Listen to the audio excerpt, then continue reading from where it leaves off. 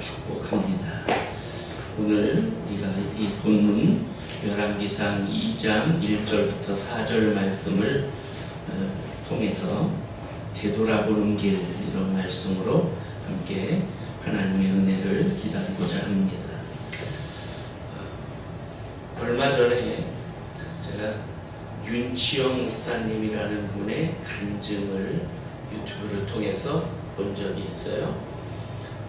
이분은 호주에서 2004년도에 청소년 사역을 했습니다.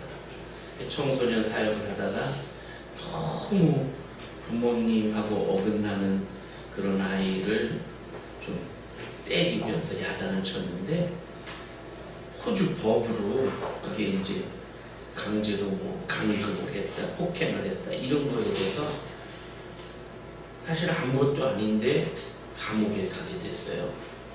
그래서 감옥에 가 1년 가까이 이렇게 있게 된 얘기예요. 감옥에서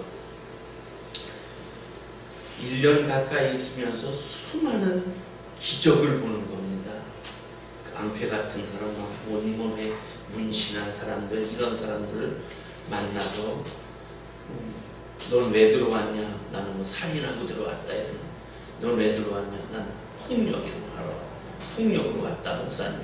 그러니까 목사가 무슨 폭력을 하냐? 이래가지고 이제 얘기가 시작이 되고, 이래서 하다 보니까 복음을 전하고, 복음을 전해서 그 사람이 예수를 믿게 되고, 그런데 또 뜻하지 않게 또 옆방으로 옮겨가고, 이렇게 되면서 하나님의 생각지도 못했던 성령의 역사들이 막 일어나는 것들을, 그런 것들을 이제 경험하고, 그래서 그것을 간증하는 내용입니다. 여러분 시간 있으실 때 한번 유튜브에 호주 윤치영 목사 이렇게 한번 쳐보시면 아주 은혜롭고 좋습니다. 근데 이분이 그런 사실은 죄 같지도 않은 죄 때문에 감옥에 갇히고 막 구치소를 이방저방 옮겨다니면서 막 그렇게 그때는 너무너무 답답하고 너무너무 속상하고, 그래서 나 이제 하나님께 기도 안 한다, 나 하나님 안 믿는다, 막 이래가면서 이렇게 했는 이분이 지나놓고 보니까 이 모든 것이 하나님의 은혜였구나, 하나님의 큰 계획, 그 계획 속에 한 부분이었구나, 이걸 깨닫게 되었다라는 거죠. 그러면서 이분이 하는 말씀이, 인생은 그래서 지내놓고 봐야 된다, 이런 말을 해요. 그리고 이런 얘기를 해요. 인생은 카누와 같다. 카누. 여러분 카누 조그만 배입니다. 아프리카나 이런 브라질이나 이런 데서 사람들이 타는, 혼자나 두 명이 타는 작은 쪽배예요. 근데 이 배는 이렇게 노를 저으면 앞으로 가는 게 아니고 뒤로 가요. 이게 그렇게 구조가 되어 있는데, 인생은 카누와 같다, 이렇게 말해요, 이분이. 인생은 카누와 같다. 앞일은 모른다. 그런데 뒤에 내가 지나온 길은 그렇게 물결이 있어서 보인다는 거죠. 그래서 뒤에 내 지나온 길을 보면서 앞에 어떤 길로 가게 될지 이것을 대략 예언하고 예측할 수 있게 된다, 이거죠. 그래요. 우리 인생은 뒤돌아보면 우리의 지나온 발자취를, 여러분 각자 개인의 발자취를 우리가 볼 수 있어요. 그걸 보면서 내가 이렇게 살아왔구나 라는 걸 짐작하고 깨닫게 되죠. 거기서 하나님의 섭리와 은혜를 또 발견할 수 있죠. 그렇지만 우리는 또 무지해서 그럼에도 불구하고 다 깨닫지 못합니다. 더 오랜 시간이 지난 후에야 내가 그때 그런 일들이 하나님의 이런 계획 속에 있었구나, 이렇게 깨닫게 되고, 더 나아가서는 죽어서 천국에 가서야 그것을 깨달을 수 있는 날도, 그런 것들도 있다라는 거예요. 자, 이제 오늘 우리가 읽은 말씀, 이것은 다윗이 자기 아들 솔로몬에게 마지막 유언하는 내용입니다.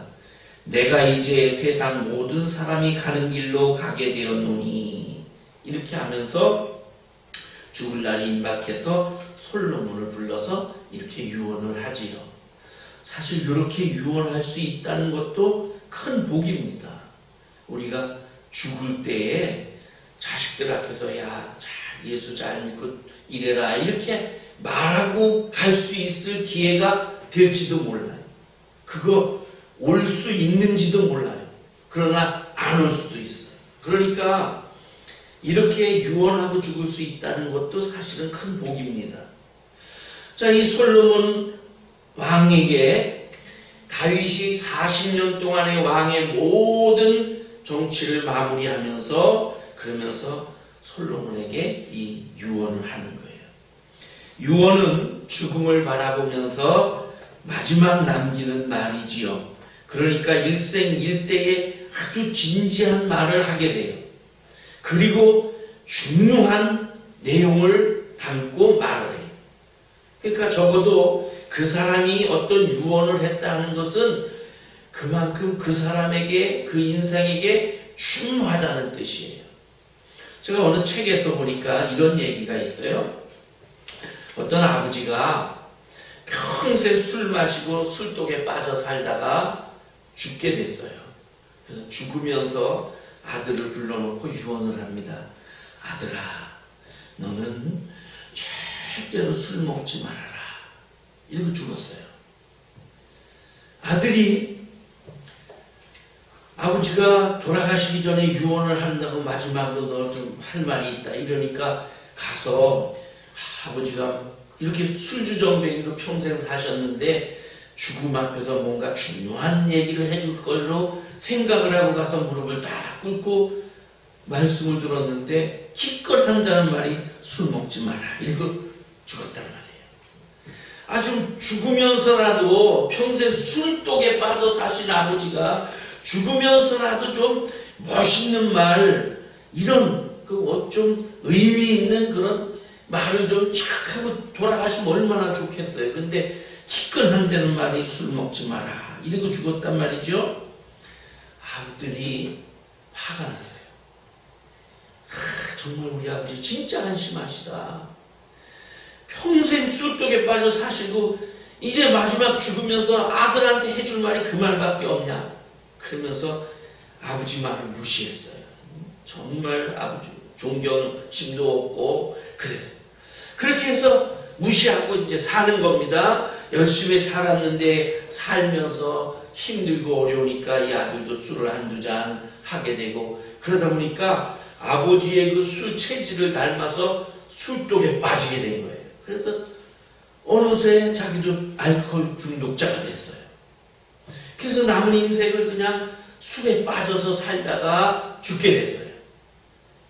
자, 그래서 이 사람이 죽으면서 또 자기 아들을 불러서 유언한다 이러고 불러가지고 뭐라 그랬겠어요?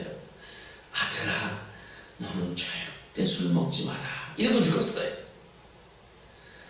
자, 그러니까 그 아들도 또 그렇게 생각한 거예요. 우리 아버지가 인생 말년에 술만 마시고 그리고 막 알코올 중독자로 그렇게 사시더니 이제 나한테 해주는 말이 겨우 이거밖에 안 되냐. 그래가지고 또 아버지 말을 무시하고 그리고 지멋대로 살다 또 술독에 빠지고 그래서 또 죽을 때 자기 아들에게는 아들아 술 먹지 마라 이러고 죽었단 말이에요. 자, 이렇게 몇 대를 걸쳐서 이 집의 유언은 술 먹지 마라 이러고 죽는 거예요. 근데 어떤 때에 가서 아들 하나가 왜 우리 집안은 할아버지도 술 먹지 말라고 그러고 돌아가셨다고 아버지도 술 먹지 말라고 그러고 돌아가시고 왜 이런가? 이걸 깊이 생각을 했어요. 그리고 정말 나는 술 먹지 말자. 우리 아버지가 마지막 남긴 말이니까 내가 이 말을 꼭 지키자. 그리고는 정말 일생 살면서 술 먹지 않고 술 먹을 기회가 있어도 거절하고 이러면서 자기를 지켰어요. 그랬더니 이 사람은 그 인생에 술독에 빠지지 않고 아주 아름답게 인생을 마무리할 수 있었다라는 거죠. 여러분, 술 먹지 마라. 아들이 들을 때는 그 많은 말 중에 그거 한마디냐. 근데 아버지는 자기 인생이 걸린 말이었단 말이에요. 이처럼 유언은 아주 중요해요. 다윗이 오늘 아들 솔로몬에게 한 이 말도 아주 중요해요. 그래서 자, 그러면 다윗이 한 말이 유언이 도대체 뭐냐? 세 가지예요. 하나는 내가 이제 이 세상 모든 사람이 가는 길로 가게 되었노니 너는 힘써 대장부가 되라. 너는 힘써 대장부가 되라. 우리 조상들도 우리나라도 대장부가 가는 길, 아녀자의 길, 이걸 구분을 했어요. 그때만 해도 여성들은 인권이 좀 이렇게 무시되고 이런 시대였기 때문에 대장부가 가는 길은 큰 길, 나라를 위한 길, 이런 길이고 아녀자의 길은 집에서 살림이나 하고 이런 내용이지요. 여기 지금 이 다윗 시대에 여기도 마찬가지예요. 여자들은 무시되는 시대였어요. 대장부가 되라 이 말은 남자로서 크고 올곧은 길을 가라 이런 뜻이에요. 우리나라의 정서와 비슷해요. 네가 이제 내 대를 이어서 왕이 될 것인데, 왕이 되어서 나라를 다스릴 것인데 왕으로서 크고 올곧은 길을 가라 이거예요. 다윗이 자기 인생을 돌아보면서 실패했던 것, 어려웠던 것, 이런 걸 되돌아보면서 하나님이 나와 함께 하신 그 대장부의 길, 크고 올곧은 길, 이 길을 가는 것이 바른 길이라는 걸 알고 아들에게 그렇게 유언하는 거예요. 과거에 매달려서 소극적이 되고 세상 사람들 의지하고 이러지 말고 하나님만 의지하고, 그리고 대장부의 길, 너의 길, 올곧은 바른 왕의 길을 가라 이거예요. 여러분, 다윗의 일생을 우리는 알아요. 여러 형제들 중에서 다윗이 선택이 됐어요. 형들도 많았는데 막내 다윗은 그때 아직 어린애였어요. 근데 성경은 뭐라고 말하느냐? 하나님께서 다윗을 왕으로 세우시고 증언하여 이르시되 내가 이새의 아들 다윗을 만나니 내 마음에 맞는 사람이라 내 뜻을 다 이루리라 하시더니, 사도행전에 있는 말씀이에요. 다윗을 만나니 내 뜻을 다 이룰 만큼 내 마음에 합한 사람이었다. 다윗은 그렇게 평생 하나님께서 원하시는 올곧은 길, 대장부의 길을 갔단 말이죠. 어쩌다가 전쟁터에 끼어들게 됐어요. 전쟁터에 끼어들어서 골리앗을 죽였습니다. 그러면서 나라의 영웅이 됐어요. 왕의 시기를 받고, 그래서 수없이 죽을 고비를 넘기고 젊은 시절에 막 도망 피난자의 삶을 살았어요. 근데 성경에 뭐라고 기록되어 있냐면 열왕기상 15장 5절에 이는 다윗이 햇사람 우리야의 일 외에는 평생 여호와 보시기에 정직하게 행하고 자기에게 명령하신 모든 일을 어기지 아니하였습니다. 다윗에 대한 평가를 한 줄로 딱 쓰던데, 우리야의 아내, 우리야 장군을 죽이고 그 아내를 간음하고 빼앗은 이거 엄청난 죄지요. 근데 그것 외에는 온전히 하나님 보시기에 정직하게 행했다. 다윗도 실수했어요. 그런데 나단 선지자가 꾸짖을 때 핑계하지 않고 눈물을 흘리면서 철저하게 회개를 했습니다. 시편에 보니까 자기 눈물로 침상을 띄울 만큼 그렇게 하나님 앞에 아주 간절하게 그렇게 죄를 고백을 했어요. 이 다윗은 그 이후로는 모든 게 다 하나님의 뜻대로 올곧은 길을 갔다는 것이에요. 역대기나 열왕기서를 보면 다윗은 좋은 왕들, 성군의 기준이에요. 그래서 모든 평가를 할 때 다윗의 길로 행하였더라 하면 이건 잘한 왕이에요. 하나님 보시기에 선한 왕이고 하나님 뜻에 맞는 왕이에요. 그런데 반대로 여로보암의 길로 행하였더라 이것은 하나님을 배신하고 우상을 섬기고 하나님 보시기에 잘못됐다고 평가하는 왕이에요. 그러니까 다윗은 하나님을 섬기고 올곧은 길을 가는 왕의 기준이 되고 표준이 되고 샘플이 됐다는 거죠. 어떤 물건을 만들 때 샘플이 있어요. 요 물건을 만들면 요거대로. 그러면 만들다가 이게 제대로 됐나? 샘플을 갖다 대보는 거죠. 기준이에요. 기준. 요거대로. 요게 틀려졌으면 이게 틀렸는데 이러고 다시 바꾸는 것처럼 다윗이 그렇게 샘플이 됐다는 거예요. 왜? 대장부의 길을 갔어요. 올곧은 길을 갔어요. 자기 아들 솔로몬에게도 너는 힘써 대장부가 되라 이렇게 유언하는 거예요. 열왕기상 9장에 보면 하나님께서 솔로몬에게 하는 말씀이 있습니다. 내가 만일 내 아버지 다윗이 행함같이 마음을 온전히 하고 바르게 하며 내 앞에서 행하며 내가 네게 명령한 대로 온갖 일에 순종하며 내 법도와 율례를 지키면 내가 네 아버지 다윗에게 말하기를 이스라엘 왕위에 오를 사람이 네게서 끊어지지 아니하리라 한 대로 내 이스라엘의 왕위를 영원히 견고하게 하리라. 힘써 대장부의 길을 가면 하나님께서 그 길을 지켜주신다. 이런 약속이에요. 아버지는 힘써 대장부의 길을 갔어요. 그래서 골리앗을 쓰러뜨렸어요. 다윗을 사울을 굴복시켰어요. 아버지는 그렇게 해서 왕의 자리를 얻었고 전쟁마다 승리했고 나라를 안정시켰고 모든 나라들을 굴복시켰어요. 다윗은 솔로몬아 너도 올곧은 길 바른 길 대장부의 길을 가라 이렇게 유언하는 겁니다. 오늘 여러분과 저에게 주시는 말씀이에요. 우리가 대장부의 길, 즉 올곧은 길, 바른 길, 큰 길, 그 길을 가기를 힘써야 되는 것입니다. 두 번째는 뭐라고 유언하냐 하면 내 하나님 여호와의 명령을 지켜 그 길로 행하며 그 법률과 계명과 율례와 증거를 모세의 율법에 기록된 대로 지켜라. 이렇게 예언해요. 다시 말하면 하나님 말씀을 지켜라 이거예요.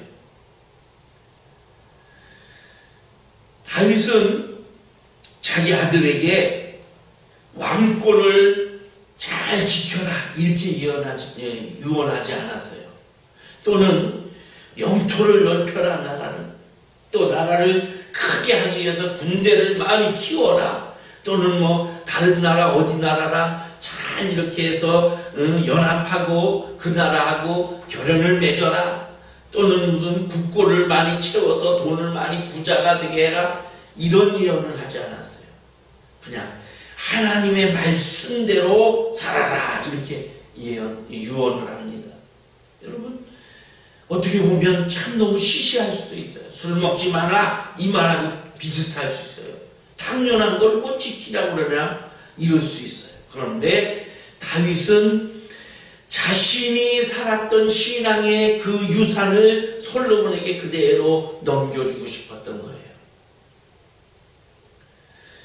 오늘 우리 자녀들에게 이 신앙의 유산을 넘겨주어야 됩니다. 그런데 많은 사람들이 신앙의 유산 이거보다는 돈, 지위 이런 것을 더 넘겨주려고 애를 써요.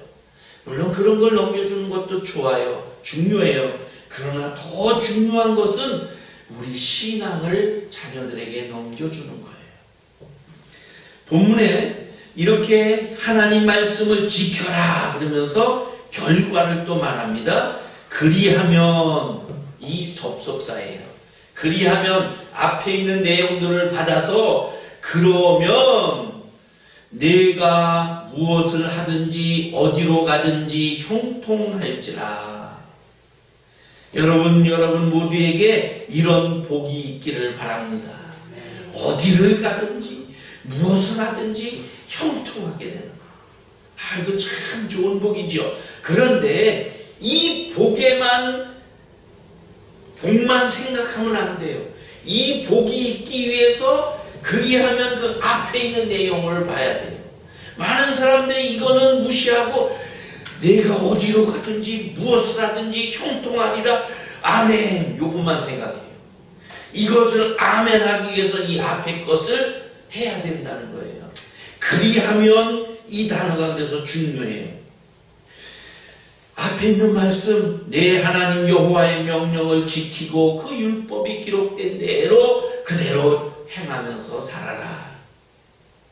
내 생각과 달라도, 내 마음과 달라도, 내 경험으로 볼 때 이거 아니야. 그래도 내 지식에 맞지 않아도 그래도 그 말씀대로 살기를 힘써라. 그러면 이건 저절로 주어지는 거다.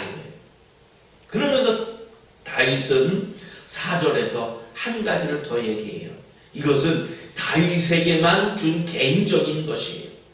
여호와께서 내 일에 대하여 말씀하셨다. 그러면서 네 후손들이 마음을 다하고 성품을 다하여 진실하게 하나님 앞에서 행하면 그러면 이스라엘의 왕위가 네 가문에서 끊어지지 않게 될 것이다. 그러니까 다윗은 이 개인적인 내 왕위가 끊어지지 않을 것이다. 이 복과 어디로 가든지 무엇을 하든지 형통하리라. 이 복을 지금 이 솔로몬에게 유언으로 남기는 거예요. 그런데 이 복, 이걸 받기 위해서는 그리하면 이 전에 있는 하나님의 말씀대로 살기를 힘써라 하는 이것을 강조하는 거죠. 그러니까 이것을 지키면 이 뒤에 거는 말하지 않아도 내가 관심 두지 않아도 하나님이 저절로 주셔요. 그런데 사람들은 이 앞에 거는 관심이 없고 여기에만 관심이 있어서 이거 왜 안 주나, 이게 왜 없나, 하나님 왜 나한테는 이런 복이 없나요? 이렇게 한단 말이죠. 아니다. 이거는 접어놓으세요. 앞에 있는 부분들을 성실하게 하면 주의 말씀을 지키고 내 마음과 생각이 달라도 내 뜻이 달라도 내 경험이 달라도 하나님 말씀이 진리인 줄 알고 그 말씀대로 살기를 힘을 쓰면 그러면 내 할 일은 끝이에요. 이건 하나님이 하실 일이야. 그러면 하나님이 이것은 그냥 주시는 거예요. 그래서 다윗은 솔로몬에게 이것을 유언하면서 말씀대로 살아라 이렇게 말씀하는 거죠. 그 다음 세 번째로 우리가 읽지는 않았습니다만 5절부터 있는 말씀입니다. 공의로 판단하고 행하라. 사사로운 인정에 이끌려가지고 하나님 뜻 그르치고 쟤는 이래서 빠지고 저래서 빠지고 뭐 이러다가 하나님 뜻을 그르치지 말고 공의로 판단하라 그러면서 신하들 중에 그릇된 자들이 있다. 그 사람들 벌 줄 자를 벌 주고 상 줄 자를 상 주라. 요압 군대장관 요압은 전쟁 때도 아닌데 자기의 후한이 두려워서 그래서 아브넬과 아마사 이런 장군을 지멋대로 죽였다.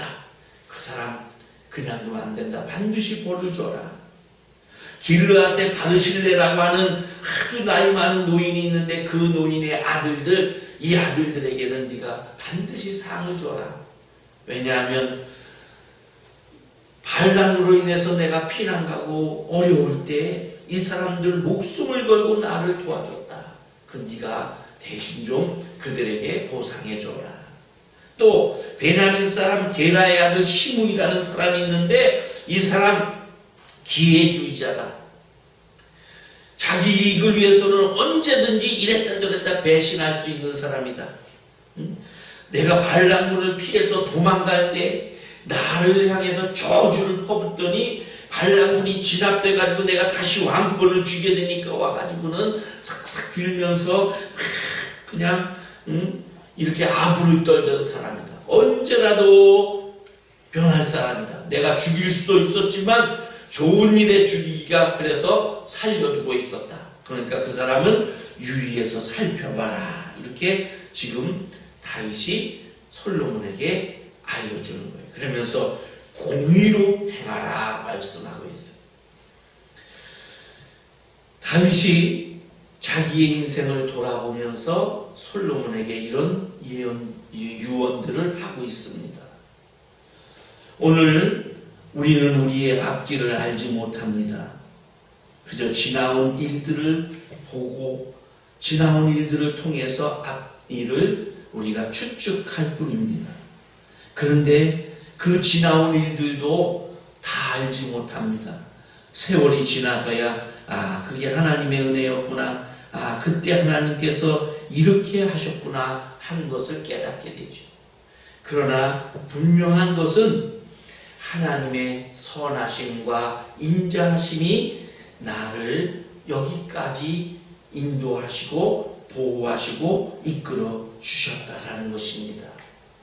금년 한 해를 돌아보면 특별히 더 그렇습니다. 어렵고 힘든 기업들이 많이 있지요. 여러분 저도 그렇지만 여러분 개인 다 그럴 겁니다. 금년 초부터 시작된 코로나로 인해서 환자들이 급증을 하기 시작하고 그러면서 우리의 생업이 중단되고 경제가 점점 약화되고 뿐만 아니라 사람들이 거리두기를 하면서 만나는 것을 꺼리게 되고 그러다 보니까 정말 사회가 멎은 것처럼 그렇게 되기도 하고 더군다나 의료 종사자들은 정말 목숨을 걸고 이렇게 해서 하고 있는데 2차, 3차 감염이 폭발이 되면서 지금은 막 하루에 1000명 이상씩 이렇게 되고 있고 아직도 치료제가 개발되었다고는 하지만 안심할 수 없는 이런 단계에 와 있고요. 그런가 하면 정치적으로는 계속 갈등과 대립이 있어서 나는 옳고 너는 틀리다. 다들 그래요. 옳은 사람도 그렇게 말하고 그런 사람도 그렇게 하고 다 자기 중심적이에요. 국가에서 내세우는 정책마다 다 허탕을 쳐서 자꾸 국민들을 혼란하게만 하고 그냥 정말 공의로 나라를 다스려야 되는데 자기 당에 유익되게 자기에게만 유익되게 이런 고집을 피우면서 그런 정책들을 세우고 종교를 핍박을 하기 시작을 하고요. 교회는 어때요? 교회는 교회대로 정말 너무 많이 부패된 모습들을 보이고 있고 그러는 와중에 코로나로 인해 예배가 중단이 되고 사회적으로 교회가 마치 코로나의 주범인 것처럼 손가락질 당하고 그러면서 교회는 말없는 핍박을 당하고 있습니다. 지금도 교회 다닌다, 교회 나간다 그러면 사람들이 이상하게 보고 이러죠. 오늘도 여기 시청에서 나왔어요. 좀 전에 나와서 예배 드리면 안 되는 거 아시죠? 이렇게 말한단 말이에요. 은연중에 기독교를 이렇게 이제는 아주 깔보고 무시하고 이렇게 돼버렸어요. 사회적으로도 얼마나 악독하고 막 흉악한 범죄들이 일어나고 있습니다. 사람들이 자기 이익만을 위해 삽니다. 돈만 최고로 여기고 각종 우상에 빠져 있고 더 가서 가난한 사람들은 더 가난해지고 부자들은 더 자기 먹을 것만 욕심을 내고 이래요. 2020년 한 해를 돌아보면 정말 힘들고 어려웠던 그런 때예요. 그런데 그럼에도 불구하고 하나님은 우리를 때를 따라 돕는 은혜로 도우시고 함께 하셨어요. 때로는 사람을 통해, 때로는 어떤 사건을 통해, 물질을 통해 하나님이 그렇게 우리를 도와주셨어요. 사무엘상 7장에 보니까 사무엘이 이스라엘의 마지막 사사가 되고 선지자가 되어서 나라를, 왕이 없을 때니까 나라를 다스릴 때, 그럴 때에 사무엘이 미스바 광장에 사람들을 모아놓고 큰 돌을 세우고 에벤 에셀 이렇게 말하지. 하나님이 여기까지 우리를 도우셨다. 여기까지 도우신 하나님, 이 말 속에는 앞으로도 도와주실 것이다 라는 의미가 들어있는 겁니다. 에베네셀의 하나님, 그 하나님께서 금년 한 해 여러분과 저를 도와주셨습니다. 이제 또 새로운 2021년도에도 우리를 도와주실 것입니다. 저는 이 시간에 여러분 주보에 끼어드린 악보 있죠? 그걸 함께 이 찬양을 고백하며 부르기를 원합니다. 그래서 함께 부르면서 정말 여기까지 인도하신 하나님, 장래에도 인도하시기, 이 고백으로 우리 이 찬양을 함께 부르도록 하겠습니다. 감사하신 하나님, 에베네셀 하나님, 살아계신 하나님, 에베네셀 하나님, 여기까지 인도하셨네. 감사하신 하나님, 여기까지 인도하셨네. 살아계신 하나님, 감사하신 하나님, 에베네셀 하나님, 살아계신 하나님, 에베네셀 하나님, 감사하신 하나님, 에베네셀 하나님, 살아계신 하나님, 에베네셀 하나님, 장래에도 인도하시니 감사하시